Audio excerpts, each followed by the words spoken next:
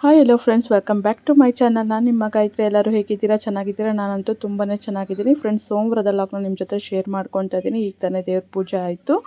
ಇವತ್ತು ನಾನು ಚಪಾತಿ ಕುಂಬಳಕಾಯಿ ಪಲ್ಯ ಮಾಡೋಣ ಅಂತ ತರಕಾರಿ ಎಲ್ಲ ಹಚ್ಚಿಟ್ಕೊಂಡಿದ್ದೀನಿ. ಕುಂಬಳಕಾಯಿ ಕೂಡ ನಾನು ಬೇಯಿಸಿಟ್ಕೊಂಡಿದ್ದೀನಿ. ನೋಡಿ, ಸಿಂಪಲ್ಲಾಗಿ ಒಗ್ಗರಣೆ ಹಾಕ್ಕೊತಾ ಇದ್ದೀನಿ. ಕುಂಬಳಕಾಯಿನೆಲ್ಲ ಚೆನ್ನಾಗಿ ಮ್ಯಾಶ್ ಮಾಡ್ಕೊಂಡಿದ್ದೆ. ಸೊ ಇವಾಗ ಒಗ್ಗರಣೆ ಹಾಕ್ಕೊಂಡು ಚೆನ್ನಾಗಿ ಕಲಿಸ್ಕೊತಾ ಇದ್ದೀನಿ. ಒಂದು ಸ್ವಲ್ಪ ನೀರಿನ ಅಂಶ ಇತ್ತು, ಅದಕ್ಕೆ ಚೆನ್ನಾಗಿ ಬೇಯಲಿ ಅಂತ ಬಿಟ್ಟಿದ್ದೀನಿ. ಕುಂಬಳಕಾಯಿ ಪಲ್ಯ ತುಂಬ ಚೆನ್ನಾಗಿ ಬರುತ್ತೆ. ಸೊ ಪಾಪುಗೆ ಚಪಾತಿ ಸ್ವಲ್ಪ ಸಕ್ಕರೆ ಹಾಕಿ ತಿನ್ನಿಸ್ದೆ. ಫ್ರೆಂಡ್ಸ್, ವಿಡಿಯೋ ಪೂರ್ತಿ ನೋಡಿ. ಇಷ್ಟ ಆದರೆ ಲೈಕ್ ಮಾಡಿ, ಕಮೆಂಟ್ ಮಾಡಿ, ಶೇರ್ ಮಾಡಿ. ಹಾಕಿ ನನ್ನ ಚಾನಲ್ಗೆ ಸಬ್ಸ್ಕ್ರೈಬ್ ಆಗಿ. ಫ್ರೆಂಡ್ಸ್, ಈಗ ತಾನೇ ಎಲ್ಲ ಕೆಲಸಗಳು ಮುಗೀತು. ಸೊ ಲಾಗ್ ಕಂಟಿನ್ಯೂ ಮಾಡೋಣ ಅಂತ ಬಂದಿದ್ದೀನಿ. ಕಮೆಂಟಲ್ಲಿ ಒಬ್ರು ಕೇಳಿದ್ರಲ್ಲ, ನಿಮ್ಮನ್ನು ದತ್ತು ತಂದಿದ್ದು ಎಲ್ಲಿ ಅಂತ. ಸೊ ನನ್ನ ದತ್ತು ತಂದಿದ್ದು ಎಲ್ಲಿ ಅಂತಂದರೆ ಬ್ಯಾಂಗ್ಳೂರಲ್ಲಿ. ಅದರ ಅಡ್ರೆಸ್ ಇದೆ, ಬಟ್ ಅಡ್ರೆಸ್ ಏನು ಸದ್ಯಕ್ಕೆ ನಿಮ್ಮ ಜೊತೆ ಶೇರ್ ಮಾಡ್ಕೊತಾ ಇಲ್ಲ. ಯಾಕಂದರೆ ಅಲ್ಲಿ ಆಶ್ರಮ ಇದೆಯೋ ಇಲ್ವೋ ಏನೋ ಗೊತ್ತೇ ಇಲ್ಲ. ನಂಗೆ ಚಿಕ್ಕ ವಯಸ್ಸಿಂದ ಅಲ್ಲೊಂದು ಸರಿ ಹೋಗಬೇಕು ಅಂತ ಮನಸ್ಸಲ್ಲಿತ್ತು. ಬಟ್ ಅಪ್ಪ ಅಮ್ಮ ಹತ್ರ ಏನಾದರೂ ಕೇಳಿದ್ರೆ ಬೇಜಾರು ಮಾಡ್ಕೋತಾರೆ ಅಂತ ಕೇಳಿಲ್ಲ. ಬಟ್ ಅಡ್ರೆಸ್ ಇದೆ. ಒಂದು ಸರಿ ನನ್ನ ಹಸ್ಬೆಂಡ್ನ ಕೇಳಿ ಅಲ್ಲಿ ಹೋಗಿ ನೋಡ್ಕೊಂಬರಬೇಕು. ನಾನು ಚಿಕ್ಕ ವಯಸ್ಸಲ್ಲಿ ಇದ್ದಿದ್ದು ಆಶ್ರಮ ಇವಾಗ ಇದೆಯೋ, ಹೆಂಗಿದೆ, ಏನು ಎತ್ತ ಅಂತೆಲ್ಲ ನೋಡಬೇಕು ಅನ್ನೋ ಕ್ಯೂರಿಯಾಸಿಟಿ ಇದೆ. ಒಂದು ಸರಿ ಕೇಳಿ ನೋಡ್ತೀನಿ ನನ್ನ ಹಸ್ಬೆಂಡ್ನ. ಅಂದರೆ ಅದು ಡಾಕ್ಯುಮೆಂಟ್ಸಲ್ಲಿದೆ ಅಡ್ರೆಸ್ಸು ಎಲ್ಲ. ನನಗೂ ಏನೂ ಗೊತ್ತಿಲ್ಲ. ಅಪ್ಪ ಅಮ್ಮ ಹತ್ರನೂ ನಾನು ಜಾಸ್ತಿ ಅದ್ರ ಬಗ್ಗೆ ಕೇಳೋಕ್ಕೆ ಹೋಗಲ್ಲ. ಅದನ್ನೇನಾದರೂ ಡಾಕ್ಯುಮೆಂಟ್ಸ್ ಏನಾದರೂ ಸಿಕ್ಕಿದ್ರೆ ಅದರಲ್ಲಿ ಅಡ್ರೆಸ್ ಇತ್ತು ಅಂದರೆ ಒಂದು ಸರಿ ಅಲ್ಲಿ ಹೋಗಿ ನಾನು ನನ್ನ ಮೆಮರೀಸ್ ಎಲ್ಲ ನಿಮ್ಮ ಜೊತೆ ಶೇರ್ ಮಾಡ್ಕೊತೀನಿ. ಆ ಥರ ದಿನವೂ ಒಂದು ಬರುತ್ತಾ ಅಂತ ನನಗೆ ಗೊತ್ತಿಲ್ಲ ನನ್ನ ಜೀವನದಲ್ಲಿ.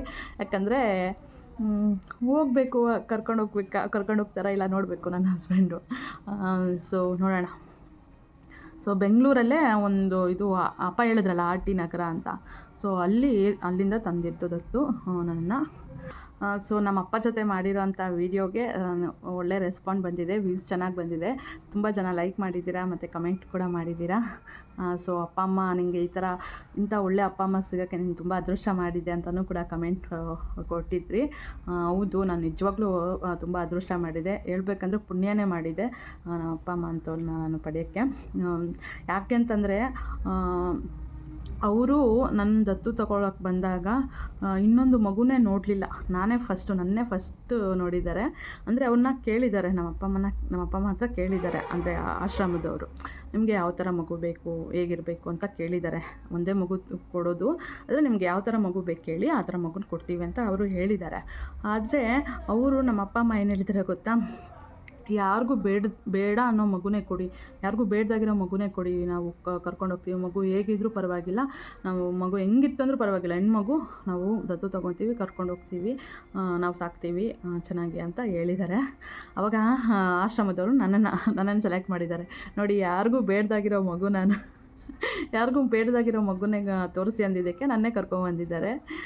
ಮೋಸ್ಟ್ಲಿ ಅದಕ್ಕೆ ಅನಿಸುತ್ತೆ ನನಗೂ, ನಾನು ನಂಬೋ ಈಶ್ವರಂಗೂ ಕನೆಕ್ಟ್ ಆಗಿದ್ದು ಅಲ್ಲಿಗೆ ಅನಿಸುತ್ತೆ. ಯಾಕಂದರೆ ಶಿವಂಗೆ ಯಾರಿಗೂ ಬೇಡದಾಗಿರೋ ಅಂತಹ ಹೂವೇ ಇಷ್ಟ, ಯಾರಿಗೂ ಬೇಡದಾಗಿರೋ ಅಂತಹ ಎಳೆನೇ ಇಷ್ಟ.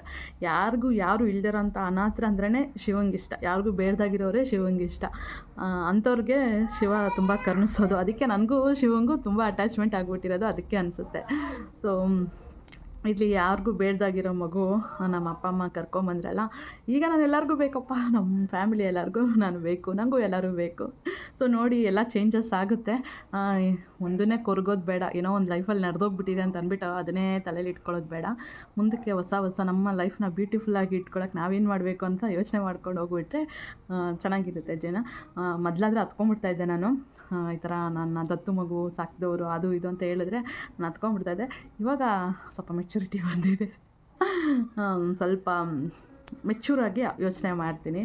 ಸೊ ನೀವು ಕಮೆಂಟಲ್ಲಿ ಕೇಳಿದ್ರಿ ಅಂತ ಅಂದ್ಬಿಟ್ಟು ನಾನು ಈ ವಿಷಯನ ಶೇರ್ ಮಾಡ್ಕೊಂಡಿದ್ದೀನಿ.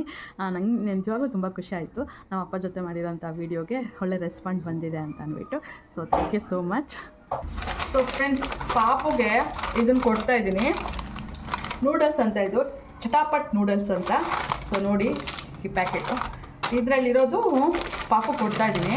ಅವಳು ಇಷ್ಟಪಟ್ಟು ತಿಂತಾಯಿದ್ದಾಳೆ. ಅಂದರೆ ಇದು ಇಂಗ್ರೀಡಿಯೆಂಟ್ಸು ಏನಿದೆ ಅಂತ ಹೇಳ್ತೀನಿ. ಇದು ವೀಟ್ ಫ್ಲೋರಿಂದ ಮಾಡಿರೋದು, ಮೈದಾ ಹಿಟ್ಟೆಲ್ಲ ಏನೂ ಇಲ್ಲ. ಸೊ ಹೆಲ್ತಿಯಾಗಿರುತ್ತೆ, ಪಾಪು ಕೊಡ್ಬೋದು.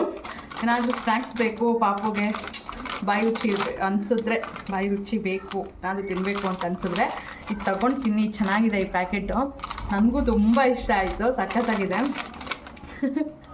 ಇವಾಗ ದಿನ ಈ ಪ್ಯಾಕೆಟ್ ತರಿಸ್ತಾ ಇದ್ದೀವಿ ನಾವು. ಟೇಸ್ಟ್ ಚೆನ್ನಾಗಿದೆ ಅಂತ ಅಂದ್ಬಿಟ್ಟು ಎಲ್ಲ ಅಂಗಡಿಯಲ್ಲೂ ಸಿಗುತ್ತೆ ನೋಡಿ. ಯಾವುದು ಈಗನೋ ಪೀಚನೋ ಅಂತಿದೆ, ಚೆನ್ನಾಗಿದೆ ಇದು. ಸೊ ನೀವು ಒಂದ್ಸರಿ ಇದನ್ನು ಟ್ರೈ ಮಾಡಿ. ಪಾಪುಗಂತೂ ಇಷ್ಟಪಟ್ಟು ತಿಂತಾ ಇದ್ದಾಳೆ. ಫುಲ್ಲು ಹೆಲ್ತಿ ಕೂಡ. ನೋ ಮೈದಾ, ಓನ್ಲಿ ವೀಟ್ ಫ್ಲೋರ್, ಗೋಧಿ ಹಿಟ್ಟು. ಇದು 2 ಪ್ಯಾಕೆಟ್ ಇದೆ ಅಷ್ಟೇ. ಇವತ್ತಿಗೂ ನಾಳೆಗೂ ಆಗುತ್ತೆ. ಮತ್ತು ಖಾಲಿ ಆದಾಗ ಬರಬೇಕು. ಇದು price only 5 rupees. That's it. ನಿಮಗೆ ನೀವು ಲೇಸ್ ಎಲ್ಲ ತಿಂತೀರಲ್ಲ ಪ್ಯಾಕೆಟಲ್ಲಿ, ಬರೀ ಗಾಳಿನೇ ಇರುತ್ತೆ, ಬರೀ ಒಂದು 5-6 ಇರುತ್ತೆ ಅಷ್ಟೇ ಅದರಲ್ಲಿ. ಬಟ್ ಇದರಲ್ಲಿ ಎಷ್ಟು ಜಾಸ್ತಿ ಇದೆ ಗೊತ್ತಾ? ಪೇಟ್ ಬರ್ಗಯ ಅನ್ಬೋದು ನೀವು ತಿಂದಮೇಲೆ. ಹೊಟ್ಟೆ ತುಂಬಿಸುತ್ತೆ, ಅಷ್ಟೊಂದಿದೆ ಇದರಲ್ಲಿ. ಸೊ ಗಾಳಿ ಜೊತೆಗೆ ಸ್ವಲ್ಪ ಜಾಸ್ತಿನೂ ಅಮೌಂಟಲ್ಲಿ ಸ್ನ್ಯಾಕ್ಸ್ ಇದೆ ಇದರಲ್ಲಿ. ಇದು ನೋಡಿ, ಇದೇ ಥರ ಉದ್ದಕ್ಕಿರುತ್ತೆ, ಚೆನ್ನಾಗಿರುತ್ತೆ. ಸೊ ನೀವು ಒಂದ್ಸಲ ಟ್ರೈ ಮಾಡಿ. ಓಕೆ, ಅವ್ನು ಬೇಕು ಫ್ರೆಂಡ್ಸ್. ಇವಾಗ ಮಧ್ಯಾಹ್ನ ಹಾಗಾಗಿದೆ. ಪಾಪುಗೆ ಅನ್ನ ಮತ್ತು ಮೊಸರು ತಿನ್ನಿಸ್ತಾ ಇದ್ದೀನಿ. ಒಂದು ಸ್ವಲ್ಪ ನೀರು ಹಾಕ್ಕೊಂಡು, ಜಾಸ್ತಿ ಗಟ್ಟಿ ಅಲ್ದಿರ ಒಂದು ಸ್ವಲ್ಪ ನೀರಾಗಿ ಅನ್ನ ಮೊಸರನ್ನ ತಿನ್ನಿಸ್ತಾ ಇದ್ದೀನಿ. ಅವಳು ಯಾವಾಗಲೂ ಮೊಸರನ್ನ ತಿಂತಾಳೆ, ಇಷ್ಟಪಡ್ತಾಳೆ. ಯಾವಾಗಲೂ ಅಷ್ಟೇ, ಅವಳು ಮೊಬೈಲ್ ನೋಡಿಕೊಂಡೇ ತಿನ್ನಬೇಕು ಅಂತ ಬಯಸ್ತಾಳೆ. ನಾನು ಪರವಾಗಿಲ್ಲ, ಅವಳು ಮೊಬೈಲ್ ನೋಡ್ಕೊಂಡಿದ್ರೆ ಅದನ್ನ ನೋಡ್ಕೊಂಡು ಹಂಗೆ ಊಟ ಮಾಡ್ತಾಳೆ ಅಂತ ಅಂದ್ಬಿಟ್ಟು ಊಟ ಮಾಡಿಸೋವರೆಗೂ ಮೊಬೈಲ್ ನೋಡಲಿ ಅಂತ ಬಿಡ್ತೀನಿ. ನನಗೂ ಈಸಿ ಆಗುತ್ತೆ. ಇಲ್ಲ ಅಂತಂದರೆ ಅವಳು ಹಿಡಿಯೋಕ್ಕಾಗಲ್ಲ, ಮನೆಯೆಲ್ಲ ಓಡಾಡ್ತಿರ್ತಾಳೆ, ಬೇಡ ಬೇಡ ಅಂತಿರ್ತಾಳೆ, ಊಟ ಮಾಡಬೇಕು ಅನ್ನೋ ಇಂಟ್ರೆಸ್ಟ್ ಬರೋಲ್ಲ. ಬಟ್ ಮೊಬೈಲ್ ನೋಡ್ತಿದ್ರೆ ಆ ಕಡೆ ಇರುತ್ತಲ್ವ ಗಮನ. ಸೊ ಅವಾಗ ನಾನು ಒಂದು ಸ್ವಲ್ಪ ಊಟ ಮಾಡಿಸ್ಬೋದು ಅಂತ ಮಾಡಿಸ್ತಾ ಇದ್ದೀನಿ. ಫ್ರೆಂಡ್ಸ್, ಇವಾಗ ನಾನು ಮಧ್ಯಾಹ್ನ ಸಾಂಬಾರು ಮಾಡಬೇಕು. ಸೊ ಬೇಳೆ, ಈರುಳ್ಳಿ, ಟೊಮೊಟೊ, ಆಲೂಗಡ್ಡೆ ಮತ್ತು ಗೋರಿಕಾಯಿ ಇಷ್ಟನ್ನು ಬೇಯಿಸಿಟ್ಕೊಂಡಿದ್ದೆ. ಸೊ ಗೋರಿಕಾಯಿ ತರಕಾರಿ ಸಾಂಬಾರು ಮಾಡ್ತಾ ಇರೋದು ನೋಡಿ. ಸಿಂಪಲಾಗಿ ಸಾಂಬಾರು ಕೂಡ ಮಾಡಿಬಿಟ್ಟೆ. ಅನ್ನಕ್ಕೆ ಅವಾಗಲೇ ಇಟ್ಟಿದ್ದೆ. ಇವಾಗ ಸಾಂಬಾರು ಮಾಡ್ತಾಯಿದ್ದೀನಿ. ಸಾಂಬಾರು ಕುದೀತಾ ಇದೆ. ಇವತ್ತು ತುಂಬ ಲೇಟ್ ಆಗೋಯ್ತು, ಈವ್ನಿಂಗ್ ಆಗೋಗ್ಬಿಟ್ಟಿದೆ. ಟೈಮು 4:15 ಆಗ್ತಾ ಬಂದಿದೆ. ಇನ್ನೂ ಸಾಂಬಾರು ಮಾಡಿಲ್ಲ ನಾನು. ಮಧ್ಯಾಹ್ನನೂ ಕೂಡ ಏನೂ ತಿಂದಿಲ್ಲ. ಇವಾಗ ಸಾಂಬಾರು ಮಾಡ್ತಾಯಿದ್ದೀನಿ. ಒಂದಿಷ್ಟು ಊಟ ಮಾಡಬೇಕು. ಸಾಯಂಕಾಲ ಹೊತ್ತು ಊಟ ಮಾಡಬಾರ್ದು, ಇನ್ನು ಹಂಗೆ ಬಿಟ್ಟರೆ ಏನು ತಿಂದಿರ ಗ್ಯಾಸ್ಟ್ರಿಕ್ ಆಗಿಬಿಡುತ್ತೆ ಅಂತ ಇವಾಗ ಒಂಚೂರು ಅನ್ನ ಸಾಂಬಾರು ತಿನ್ನೋಣ ಅಂತಿದ್ದೀನಿ. ಒಂದು ಸ್ವಲ್ಪ ಲೇಟ್ ಆಯ್ತು. ನನ್ನ ಮಗಳು ಕೈ ಬಿಡಲಿಲ್ಲ, ಅಲ್ಲೆಲ್ಲೋ ಕರ್ಕೊಂಡು ಹೋಗಿದ್ದಾಳೆ. ಅವಳಿಗೆ ಇಲ್ಲಿ ಸೆಕೆ ಇರೋದಕ್ಕೆ ಮನೇಲಿ ಇರಲಿಲ್ಲ ಅವಳು, ಅದಕ್ಕೆ ಹೊರಗಡೆ ಕರ್ಕೊಂಡೋಗಿದ್ದೆ 3 ಗಂಟೆಯಲ್ಲಿ. ಇಲ್ಲಾಂದರೆ ಆ ಟೈಮಲ್ಲಿ ಅಡುಗೆ ಮಾಡಿಬಿಡ್ಬೋದಿತ್ತು. ಇವತ್ತೆಲ್ಲ ಅರ್ಧಂಬರ್ಧ ಯಾವ ಕೆಲಸನೂ ಆಗಿಲ್ಲ ಫ್ರೆಂಡ್ಸ್. ಸೊ ಅದಕ್ಕೆ ಇವಾಗ ಹಾಕ್ಕೊಂಡು ಊಟ ಮಾಡಿಬಿಡೋದೆ. ಅನ್ನ ಸಾಂಬಾರೆಲ್ಲ ರೆಡಿ ಇದೆ. ಇನ್ನೇನು ಊಟ ಮಾಡೋಣ ಅಂದರೆ ನನ್ನ ಮಗಳು ಮತ್ತೆ ಬೂವ ಅಂತ ಕೇಳಿದ್ಲು.